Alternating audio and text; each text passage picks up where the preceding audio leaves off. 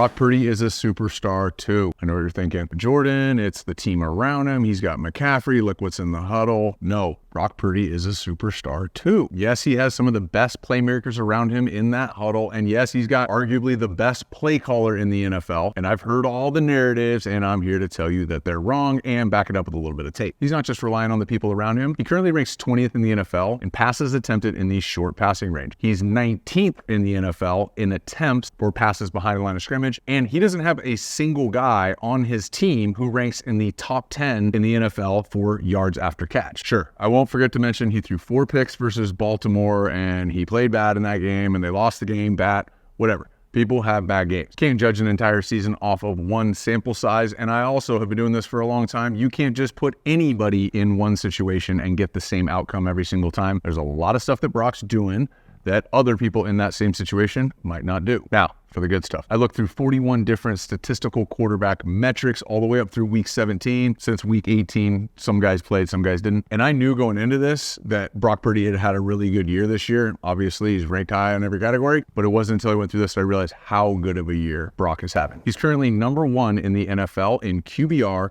yards per play, and EPA per play. And that just measures how well a team performs compared to the expectation of how they perform on a play-by-play basis. On deep balls over 20 yards, he's first in the NFL in completion percentage, touchdown, passing grade, and adjusted completion percentage. And even more impressive to me, versus the blitz, he's number 1 in the NFL in yards, yards per attempt, touchdowns, and passer rating. Now, there's a lot to digest, so I'm going to go to the tape here and we'll show it to you. Before we do, QB Summit Tour kicks off here in February, 8 stops around the country. I'm giving you everything I got every single weekend. Middle school, high school quarterbacks, come on out. All right, first play, and it's nothing really crazy. This isn't a highlight play. In fact, you might have watched this whole game and not remember this play. But I'm impressed by a lot of things here. This is not him dinking and dumping to playmakers. This is him playing really good football. So if you look at this pre-snap, right, we've got a safety sky down right here and a deep safety right there. So this looks like this is going to go to cover 3, right? And these guys will all widen over, but that's not what happens. At the snap, call it rock and roll. This guy's actually going to come down. This guy's going to play the middle field. And so Brock has to process all of that with the motion. They shift, they rock it the other way. They actually end up bringing pressure. And so they're getting a 5-man rush and playing zone coverage behind it, okay? So here's the concept down here with Aiyuk and Deebo. Deebo's going to run a whip route, and Aiyuk is going to run a basic, but you're also going to see him be on the same page as Brock and throttle this thing down in the hole. And lastly, let's take a peek at Brock's pocket movement. Though it's not a highlight play, it's great subtle movement. So as we're looking down here, so Deebo widens out, puts his foot in the ground, and that forces this defender. He sees Brock looking at him.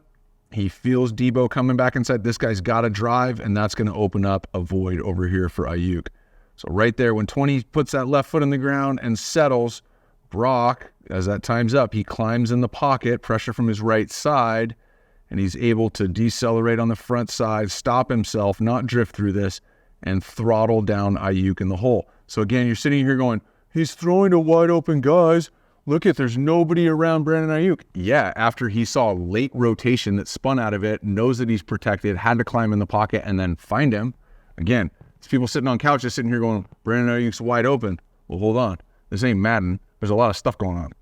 Okay, this is a great example of him. Let's look at it from the other side. Let's look at how his eyes influence this. So as he's getting right here, he's seeing this rotation, seeing that safety, and now, right when he brings his eyes, right now, the stripe of his helmet's going this way, and we're going to see that stripe of his helmet switch to right here. So right here, as he brings his eyes over here, that's right when number 20 puts his foot in the ground to take Deebo, which opens up Brandon Aiyuk, understanding the void in the defense. Also, just low-key, check out like how he throws, protects himself. So this little guy who keeps playing and staying healthy, yeah, he's protecting himself, okay? But he's also putting this thing right on Aiyuk's belly button right there. Great ball, great anticipation. Safeties rocking the other way, bringing pressure, knowing unprotected, scanning, going from 1 to 2 to 3. It's a fantastic read. Again, he's a system quarterback. All he does is throw to open guys. It's hard to run a system, and this is arguably the most complicated system in football. So yeah, he is a system quarterback. He's operating a high-level system at a high level. That's super hard to do. Again, you don't just throw anybody else into that situation and expect the same results. Next one, this is versus the Cardinals, and they thunder punched them in the stomach. So this was a blowout game, but let's look at this very specific play here. So there's a lot of people, 1, 2, 3, 4, 5, 6, 7 people in there, and that's a 6-man, there's 5 linemen and Christian McCaffrey, and that's it. So they've got some decisions to make. So for those of you who saw Jonathan Gannon get hired from Philly and he goes to Arizona and Arizona's going to be terrible and all this stuff, it's like, this dude's dialing up some stuff on defense here. This is 7 on 6, and they're going to end up bringing 4. So they're going to allocate. So a lot of times you think, oh, if we get a hit on the quarterback or we sack the quarterback as a defense, we won. Well, also, one of the things you want to do as a defensive coordinator when you design pressures is if I can get 2 offensive linemen to block 1, and ultimately free up somebody else, that's a win too. That happens here in a really effective way for the Cardinals. So I'll let this play out here. Okay, so they're going to put McCaffrey in motion, and look at what the safeties are doing. So they're starting in this look. This looks like it's going to be, well, this could be a lot of different things, but starts in a single high, and then we'll see these guys rock and roll out of here. Okay, so they're getting to a 2 high. Really, what's crazy is they're getting to Tampa 2, where now they've got cover 2 here, Mike running down the middle of the field. These guys, flat defenders, and these guys are buzzing back. Now they're getting to Tampa 2, but they're getting to Tampa 2 without like a lot of integrity from a defender's position because they're starting on the line of scrimmage. They're not starting where they normally would. So you risk some things, but you gain some things, and that's literally how pressures are designed. So here it looks like it could be cover 0 or a lot of different things. Ends up being Tampa 2, but they're leaving some voids here, okay? So what ends up happening here is Brock drops back. Here goes George Kittle down here, bottom right in the slot. He catches it. He does what he does afterwards, which is run really fast and then truck somebody. But what happens before that is what's impressive. And from a protection standpoint, this is handling a bad situation. The Niners, this is a bad job blocking. They did not allocate protectors for each guy that's coming. They essentially have 5 guys blocking 3 guys. Look at it from right here. So they've wasted 2 offensive linemen. Okay, so 5 guys blocking 3 guys. When you say, well, no, wait, Jordan, there's 4 guys coming. Yeah, they didn't block him. They've got 5 guys starting with the right tackle, squeezing down on 3 internal pass rushers with the right defensive end coming free off the edge. He's probably 6'6" like the rest of them, and he's in Brock Purdy's face, and Brock Purdy's able to get this off, shield the hit, and get it to Kittle in a place where he can catch it and go be George Kittle. So from a protection standpoint, yeah, it'd be easy. We're going to sit here in a film room. We go, all right, you block him. You 2 block those 2 guys. You block him, and you block him. Or you 5 guys block these 4 guys. It should be easy.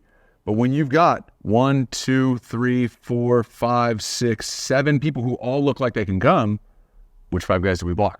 So that's where the Monday film study, meetings with the quarterbacks and the centers in the same room, figuring out what they're going to do. Tuesday, reinforcing that. Wednesday, practicing it. Thursday, repping it out again. Friday, talking about it again. Saturday, meeting about it. Sunday, playing it out. That's where this comes in, and this happens. The Niners are wrong.